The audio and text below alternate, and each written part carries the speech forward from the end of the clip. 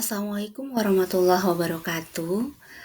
Perkenalkan, nama saya Nur Hidayah dari Sekolah Tinggi Teknik Lingkungan Mataram.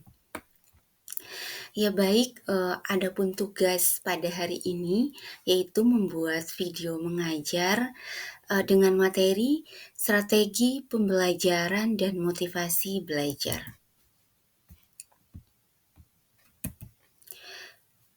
Adapun pengertian dari atau definisi dari strategi ini adalah pendekatan secara keseluruhan yang berkaitan dengan pelaksanaan gagasan, perencanaan dan eksekusi sebuah aktivitas dalam kurun waktu tertentu. Kemudian pembelajaran itu sendiri adalah proses interaksi antar mahasiswa dengan dosen, kemudian antara peserta didik dengan pendidik, dan sumber belajar pada suatu lingkungan belajar. Kemudian arti lain dari pembelajaran yaitu suatu proses atau kegiatan yang sistematis yang bersifat interaktif dan komunikatif antara dosen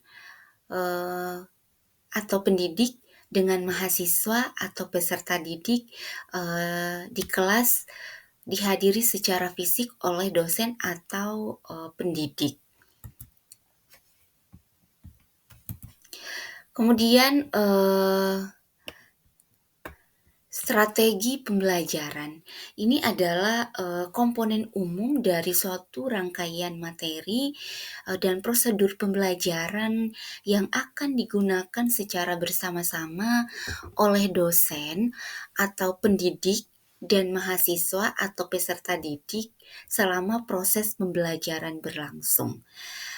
Strategi pembelajaran dan arti lain itu adalah urutan atau pola perilaku dosen atau pendidik untuk dapat mengakomodasi semua variabel pembelajaran baik secara sadar dan sistematis.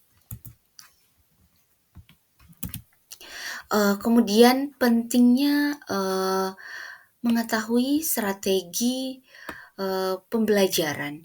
Yang pertama itu memberikan rumusan acuan kegiatan pembelajaran. Kemudian yang kedua untuk mencapai tujuan pembelajaran. Dan yang ketiga yaitu menarik minat belajar peserta didik serta memotivasi, mendorong, menggerakkan serta membimbing dan mengarahkan peserta didik. Kemudian macam-macam strategi pembelajaran. Yang pertama itu adalah strategi pembelajaran inquiry. Nah, ini adalah proses berpikir yang biasa dilakukan melalui tanya jawab antara dosen dan mahasiswa, di mana strategi ini menekankan pada proses berpikir secara kritis dan analitis untuk mencari dan menemukan jawaban sendiri oleh mahasiswa dari masalah yang ditanyakan. Kemudian yang kedua yaitu strategi pembelajaran ekspositoris. Nah, strategi ini menekankan pada proses pemberian pengetahuan atau materi yang diberikan secara lisan atau verbal oleh dosen kepada mahasiswa. Kemudian selanjutnya strategi pembelajaran berbasis masalah. Strategi ini yang memadukan beberapa kegiatan pembelajaran yang menonjolkan pada proses pemecahan masalah ilmiah. Ini didasarkan pada psikologi kognitif yang dapat dibebaskan dari asumsi bahwa belajar itu adalah proses yang mengubah perilaku melalui pengalaman. Kemudian selanjutnya strategi pembelajaran kooperatif. Nah, proses pembelajaran jenis ini merupakan model pembelajaran kelompok, yaitu rangkaian kegiatan belajar itu dilakukan oleh mahasiswa dalam bentuk kelompok tertentu untuk mencapai tujuan pembelajaran yang telah dirumuskan. Kemudian sistem penilaiannya terhadap kelompok itu biasanya akan memperoleh penghargaan atau reward. Kemudian apabila kelompok tersebut menunjukkan potensi atau prestasi yang telah dipersyaratkan. Selanjutnya strategi pembelajaran meningkatkan keterampilan berpikir. Strategi ini eh, yaitu membimbing mahasiswa melalui proses menemukan konsep sendiri oleh mahasiswa dengan cara terus-menerus melalui proses dialog, kemudian menggunakan pengalaman dari mahasiswa tersebut. Selain itu, perlu meningkatkan sarana dan prasarana yang ada di lingkungan sekolah atau kampus, seperti misalnya mengembangkan perpustakaan, kemudian renovasi kelas hingga memberikan pelatihan kepada dosen pendidik. Selanjutnya ada karakteristik proses pembelajaran.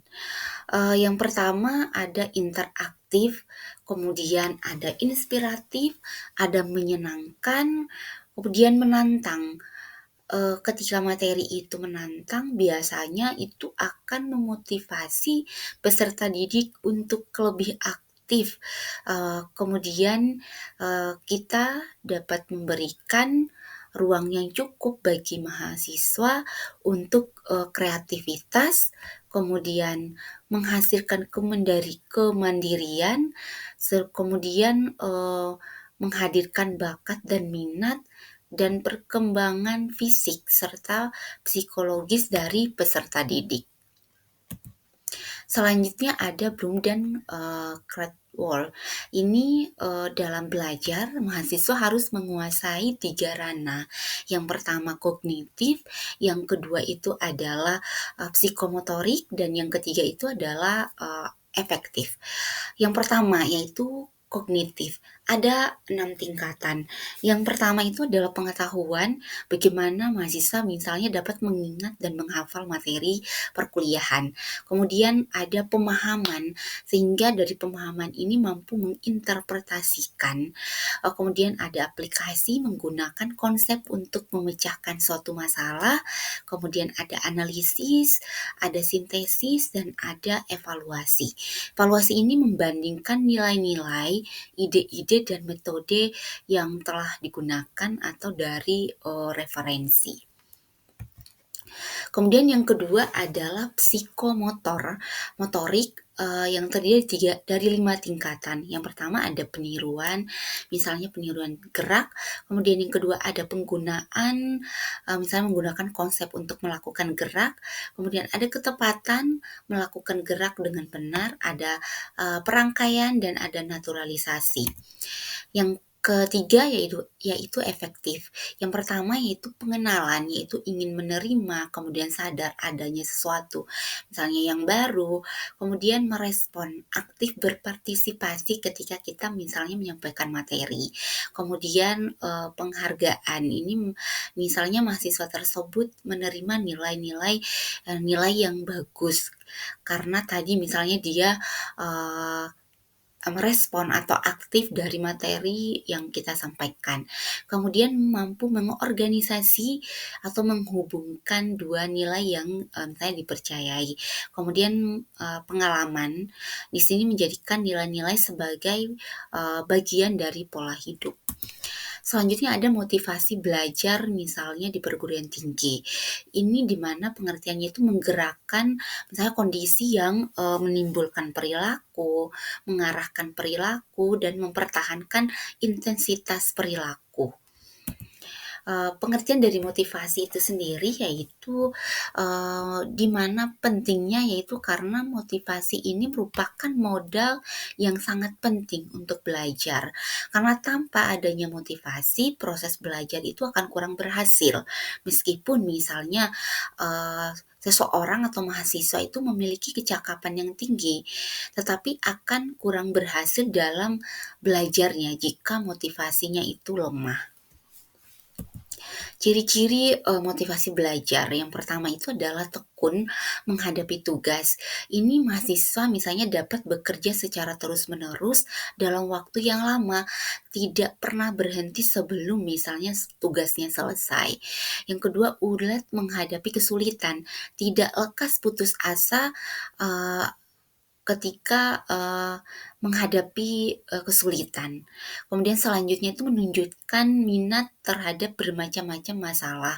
Misalnya ini untuk orang dewasa, eee, contoh masalah pembangunan agama, kemudian masalah politik, ekonomi, kemudian misalnya dalam masalah pemberantasan korupsi, kemudian misalnya menentang terhadap setiap tindakan kriminal dan sebagainya. Kemudian, lebih senang bekerja mandiri, cepat, bosan pada tugas-tugas yang rutin. Kemudian dapat mempertahankan, pendapatnya misalnya kalau sudah, yakin, terhadap sesuatu. Kemudian tidak mudah melepaskan hal yang diyakini tersebut. Kemudian, senang mencari dan memecahkan masalah-masalah ataupun soal-soal yang ada. Kemudian membangun lingkungan belajar agar motivasi belajar itu meningkat. Yang pertama itu kita, mengatur iklim belajar, itu membuat, perbedaan dari sejak pertemuan awal dengan pertemuan akhir agar tidak monoton, sehingga akan hadir, belajar yang positif dari minat yang ditimbulkan oleh mahasiswa. Kemudian mempersiapkan lingkungan fisik, dalam hal ini sarana dan prasarana yang mendukung proses perkuliahan misalnya. Kemudian ada lingkungan sosial di sekitar tempat belajar. Mengajar dengan menghubungkan dengan dunia IT, dengan teknologi agar lebih menarik. Kemudian misalnya mengembangkan strategi belajar yang menarik, menyiapkan kelas kecil dan kelas besar, sehingga ada perbedaan. Karena misalnya kalau kita monoton kelas kecil saja atau kelas, besar saja, itu biasanya, akan bosan sehingga belajar itu tidak menarik dan tidak menghasilkan lingkungan belajar yang positif. Dan yang terakhir, yaitu strategi untuk merangsang minat dan perhatian mahasiswa. Di sini kita, dapat menggunakan yang pertama metode penyampaian perkuliahan yang bervariasi, misalnya dengan membuat kelompok pada pertemuan kali ini, kemudian misalnya pertemuan berikutnya kita membuat simulasi, kemudian membuat studi kasus pertemuan berikutnya lagi, sehingga itu, lebih menghadirkan minat belajar atau semangat belajar dari mahasiswa. Kemudian selanjutnya yaitu, gunakan variasi media, yaitu misalnya transparansi, kemudian video tape, kemudian, film, misalnya film ini misal kita menghadirkan film-film dokumenter yang sesuai dengan materi yang disampaikan, sehingga itu dapat melengkapi, dalam menyampaikan materi perkuliahan ke mahasiswa. Selanjutnya, bila tepat yaitu kita bisa menggunakan misalnya, humor dalam mempresentasikan perkuliahan. Misalnya ketika, mata kuliah yang perhitungan, kemudian atau mata kuliah di jam-jam, siang yang misalnya, sudah ngantuk dan lapar misalnya, itu kita bisa menghadirkan, humor agar mencairkan keadaan, agar mahasiswa tetap fokus pada materi perkuliahan yang kita sampaikan. Kemudian selanjutnya, gunakan peristiwa nyata sebagai contoh untuk memperjelas konsep yang diutarakan.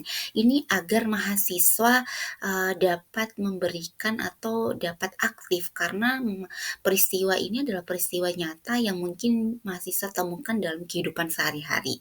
Kemudian yang terakhir, gunakan teknik bertanya untuk melibatkan mahasiswa, sehingga proses belajar itu secara dua arah, bukan, searah atau dari dosen saja, tapi ada, eee eee, feedback dari mahasiswa sehingga, proses belajar mengajar itu lebih aktif dan minat mahasiswa untuk, belajar itu meningkat. Ya demikian, materi pada, tugas ini. Sekian, wassalamualaikum warahmatullahi wabarakatuh.